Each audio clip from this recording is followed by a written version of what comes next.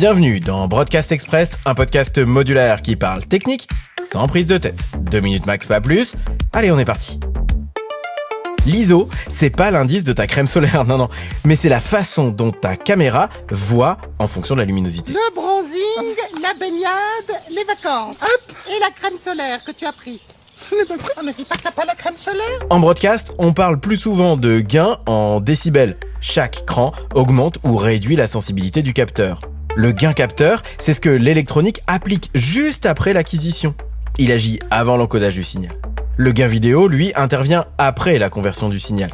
Il ne change ni la plage dynamique, ni la vraie sensibilité, mais il rend juste l'image plus claire à l'œil, et souvent plus moche aussi. Mais je vous en prie, figurez-vous que Thérèse n'est pas moche, elle n'a pas un physique facile.